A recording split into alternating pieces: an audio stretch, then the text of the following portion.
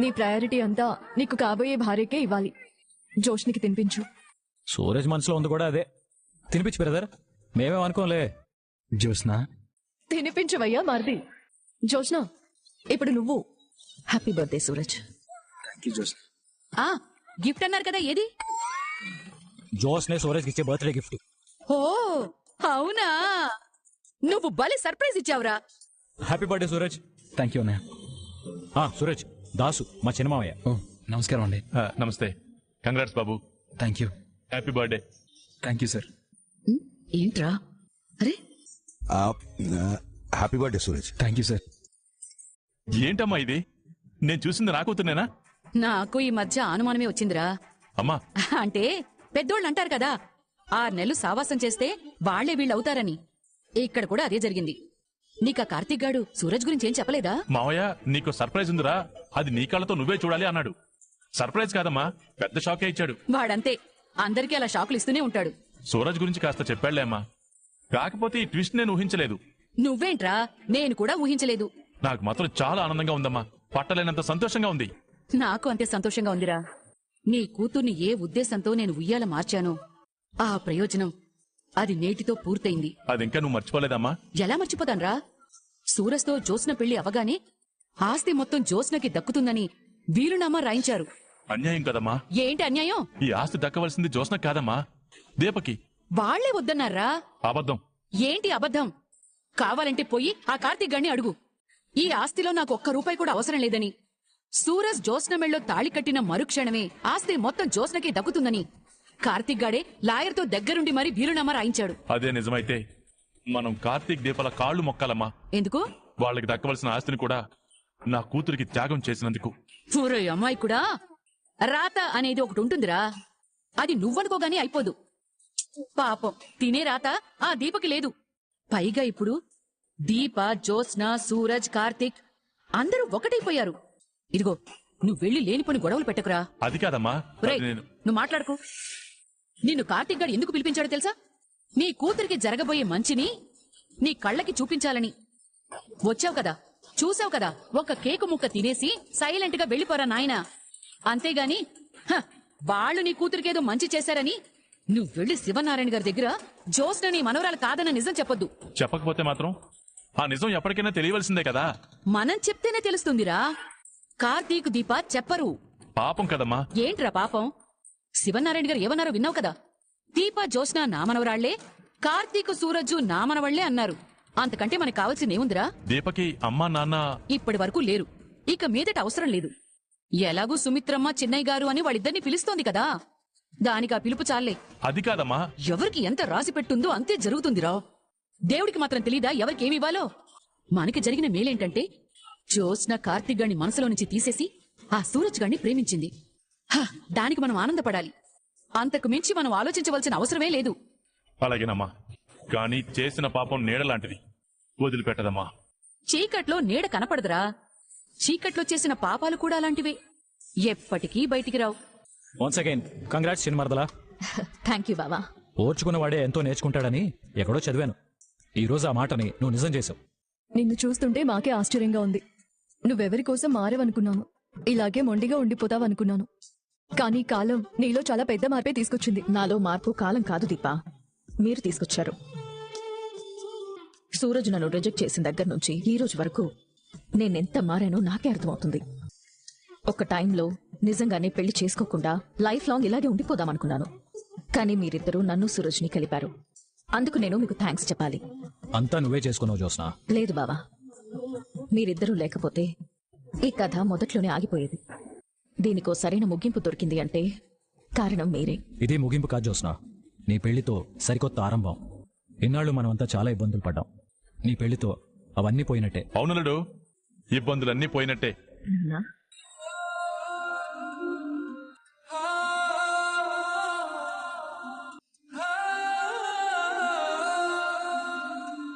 చివరిసారిగా మనం కలిసినప్పుడు నిన్ను చూస్తేనే అసహ్యం వేస్తుంది నాన్న అన్నావు.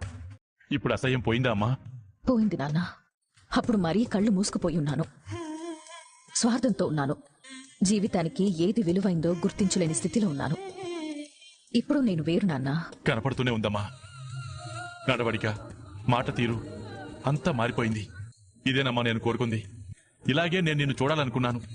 డబ్బుంటే చాలు, మనుషులు మానవత్వాలు అవసరం లేదు అనుకునే నా కూతురు మనుషుల కోసం, బంధాల కోసం అన్నీ వదులుకోవడానికి సిద్ధపడింది. వాటిని సాధించుకునే ప్రయత్నంలో తనని తానే వదులుకుంది. కొత్తగా తయారైంది. మనసున్న మనిషిలా తయారైంది. మీ అమ్మ చనిపోయినా నేను బ్రతికుండడానికి ఒక అర్థం దొరికిందమ్మా. నా జీవితంలో ఇలాంటి రోజు చూస్తానని నేను అనుకోలేదమ్మా. చూసావు కదా నాన్న, నాకు ఈ ఆనందం చాలమ్మా. సరిపోదు నాన్న. నువ్వే నా తండ్రివని అందరికీ చెప్పే రోజు అతి తొందరలోనే వస్తుంది. తొందరలోనే వస్తుందా? అవును నాన్న. దీపే సుమిత్ర దశరథుల కూతురు. నేను కళ్యాణి దాసుల కూతుర్ని. ఖచ్చితంగా ఈ నిజాలన్నీ నేనే తొందరలోనే బయట పెడతాను నాన్న. అమ్మా, మనల్ని ఎవరైనా చూసినా మన మాటలు విన్నా బాగోదమ్మా. వినని నాన్న, ఎప్పుడో తెలియాల్సిన నిజాలు ఇప్పుడే అందరికీ తెలుస్తాయి. నేను చూస్తున్నది నా కూతుర్నేనమ్మా. నువ్వైతే మాత్రం దీప పుట్టుక గురించి బావకి గాని మా డాడీకి గాని దీపకి గాని ఎవ్వరికి చెప్పడానికి వీల్లేదు. ఇలా మాట్లాడుతుంది నువ్వేనా? నమ్మలేకపోతున్నావు కదా నాన్న. కోపంతో నా జీవితాన్ని నేనే పాడు చేసుకోబోయాను. అప్పుడు వీళ్ళే నాకు సాయంగా నిలబడి నా చేతులతో నా తప్పుల్ని సరిదిద్దేలా చేశారు. నన్ను నాకే ఇష్టమైన మనిషిలాగా చేశారు. అల్లుడు, మాట నిలబెట్టుకున్నావు అల్లుడు. నా కూతుర్ని నేను ఎలా చూడాలనుకున్నానో అలా తీర్చిదిద్దావు. అమ్మా, మీ రుణం నేను ఈ జన్మలో తీర్చుకోలేను. ఈ జన్మ రుణాలు ఈ జన్మలోనే తీరిపోవాలి బాబాయ్. మీరే లేకపోతే నేనెవరినో నాకే తెలిసేదే కాదు. కుబేర్ కూతురిగానే మిగిలిపోయేదాన్ని. రుణం తీర్చుకున్నావమ్మా. నేను నీకు తల్లిదండ్రులనిచ్చాను. నువ్వు నాకు నా కూతురునిచ్చావమ్మా. ఇక మన రుణాలు తీరిపోయినట్టే. అప్పుడే రుణాలు తీర్చుకుంటే అలా? ఇంకా చాలా ఉంది. ముహూర్తాలు పెట్టాలి, పెళ్లి చేయాలి, అప్పగింతలు అవ్వాలి. ఆ తర్వాత కదా రుణాలు తీరేది. అప్పటికీ ఈ రుణాలు తీరవు బావా.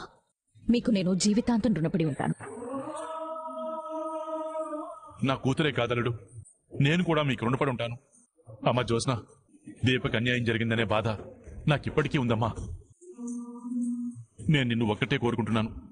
ఏ విషయంలోనూ ఏ రకంగానూ దీపకి ఎటువంటి అన్యాయం జరగకూడదమ్మా. అలాగే నాన్న.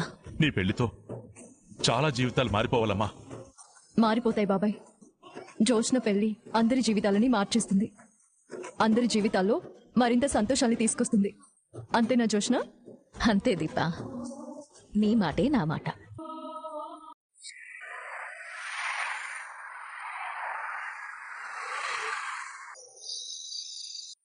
సూరజ్, నువ్వంటే నాకిష్టం. నా మనసు ఇది అని ఇంతకంటే నేను బాగా చెప్పలేను. అర్థమైందో లేదో నువ్వే చెప్పాలి. ఏంటి బర్త్డే బాయ్ ఒంటరిగా కూర్చొని అంత దీర్ఘంగా ఆలోచిస్తున్నారు? ఏదైనా ఊహించింది జరిగినప్పుడు నేను ఇలాగే మౌనంగా ఉంటాను. దేంట్లో ఊహించిందేముంది? నువ్వు కోరుకునేదే జరిగింది కదా. నేను కోరుకున్నది అంటే? నన్ను ప్రేమించడం, పెళ్లి చేసుకోవాలనుకోవడం నువ్వు కోరుకున్నదే కదా. అంటే నువ్వు కోరుకోలేదా? అంటే ఇది ఎలా మొదలైందో చెప్తున్నాను. ఇప్పుడు నువ్వెందుకు వచ్చావు? నీకు థ్యాంక్స్ చెప్పడానికి. హెల్ప్ చేసిన వాళ్ళకే థ్యాంక్స్ చెప్తారు. ఇప్పుడు నీకు నేనేం హెల్ప్ చేశాను? నన్ను అర్థం చేసుకుని పెళ్లికి ఓకే చెప్పావు కదా. అది నిజమే. మరి ఏదబద్ధం? అది నువ్వే చెప్పాలి. ఏం చెప్పాలి? నీ ప్రేమ నిజమేనా? అడిగిన దానికి సమాధానం చెప్తావనుకుంటే ఏడుస్తున్నావా? నాకు ఇప్పుడే తెలిసింది ఏడుస్తున్నానని. ఇంత చిన్న మాటకే కళ్ళల్లో నీళ్లు తిరిగేంత సున్నితంగా మారిపోయావా? రాతి విగ్రహంలా ఉండే నీ మనసు గాజు బొమ్మలా అయిపోయిందా? నీ మాటలతో నీ చేతలతో ఎంతమందిని బాధపెట్టుంటావు, ఎన్నిసార్లు బాధపెట్టుంటావు. ఇంతకంటే కఠినమైన మాటలు వాడి మనసు నిలువునా చీల్చేసుంటావు. అలాంటి జ్యోత్స్న నీ ప్రేమ నిజమేనా అన్న ఒక్క మాటకి మేఘం వర్షించినట్టు కన్నీళ్లు కురిపిస్తుందా? చాలా ఆశ్చర్యంగా ఉంది. నా మనసుని మేఘంలా మార్చేసిన నీకే ఇంత ఆశ్చర్యంగా ఉంటే, నీకోసం నాకు తెలియకుండా నేనే ఏడుస్తుంటే నాకెంత ఆశ్చర్యంగా ఉండాలి. నేను మార్చానా? అవును, నువ్వే మార్చావు. నన్ను మార్చడం మా గ్రానీ వల్ల అవ్వలేదు, మా మమ్మీ డాడీ వల్ల అవ్వలేదు, మా తాత వల్ల అవ్వలేదు, ఆఖరికి మా బావ వల్ల కూడా అవ్వలేదు. కానీ నీ వల్ల అయ్యింది సూరజ్. ఎలా?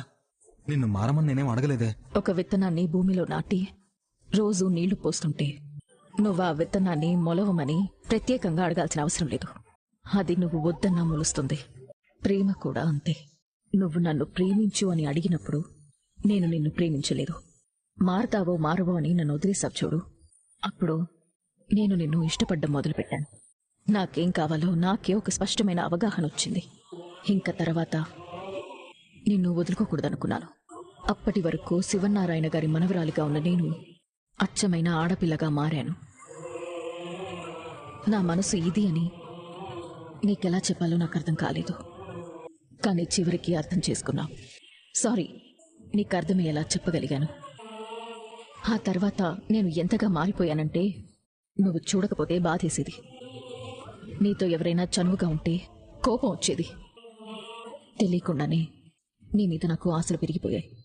అవి నన్ను ఏ స్టేజ్కి తీసుకెళ్ళిపోయాయంటే నువ్వన్నట్టే రాతి విగ్రహంలా ఉండే నన్ను గాజు బొమ్మని చేసేశాయి. ఈ గాజు బొమ్మ ఎంత సున్నితమైపోయిందంటే దీన్ని ముక్కలు చేయాలంటే చేతలు అవసరం లేదు. పదునైనా ఒక్క మాట చాలు. ఇంకా వివరంగా నీకర్థమయ్యేలా చెప్పాలంటే నీ ప్రేమకు నేను బానిసనైపోయాను. అసలు ప్రేమంటే ఏంటో తెలిసింది నీ వల్లే. నాకేం కావాలో తెలిసింది నీ వల్లే. అందుకే చెప్తున్నాను, నా మనసు నీ వశమైపోయింది. నీ ప్రేమకు బానిసైపోయింది. నాకంటూ నేనేం మిగల్లేదు. అంతా నువ్వే అయిపోయాను. నువ్వు లేవు అంటే నేనే లేను. నువ్వు లేవు అంటేనే కాదు, నువ్వు కాస్త దూరమైనా తట్టుకోలేను. నేను నిన్ను ఇంతలా ప్రేమిస్తుంటే మళ్ళీ ఏంట్రా నువ్వు నాకు పరీక్షలు పెడుతున్నావు? మళ్ళీ పాస్ అవుతానో లేదో అనా? అలా అని కాదు జోస్నా. రక్తం ఏంటి? రక్తమా? నీ వేలికి రక్తం. అయ్యో, ఎలా తగిలింది? వద్దు. ఎందుకు? చిన్న గాయమే కదా. అరే, నీ ఒంట్లో నుంచి రక్తం బయటకు వస్తుంది సూరజ్. అది చిన్న డ్రాప్ అయినా సరే నేను చూడలేను. వెంటనే ఆపాలి. ఇలాంటి గాయాలు నన్ను బాధించవు జోస్నా. నన్ను బాధిస్తాయి. నువ్వింత సున్నితంగా ఉండడం మంచిది కాదేమో. అది నన్ను నువ్వు ప్రేమగా మార్చక ముందు ఆలోచించాల్సింది. తప్పేమన్నా చేశానా? నీ మనసుని అడుగు. మళ్ళీ కంట్లో నీళ్లు. గాయం చిన్నదే జోస్నా, నొప్పేం లేదు. దీనికి నువ్వు ఇంత బాధపడాల్సిన అవసరం లేదు. ఏదైనా మనకి తగిలితే నొప్పి, కానీ అది మనకి కావాల్సిన వాళ్ళకైతే వేదన. నాకు నొప్పి లేదని చెప్తున్నాను కదా. నాకు తెలుస్తుంది. నువ్వింక నా ప్రేమకి పరీక్షలు పెట్టడం మానే. వదులుకోలేని ప్రేమ. ఈ జన్మంతా నాతోనే ఉండాలని నేను కోరుకునే ప్రేమ. నువ్వు నా విషయంలో చేసే చిన్నపాటి నిర్లక్ష్యాన్ని కూడా తట్టుకోలేనంత సున్నితమైన ప్రేమ. దీని పుట్టుక నాకు తెలీదు.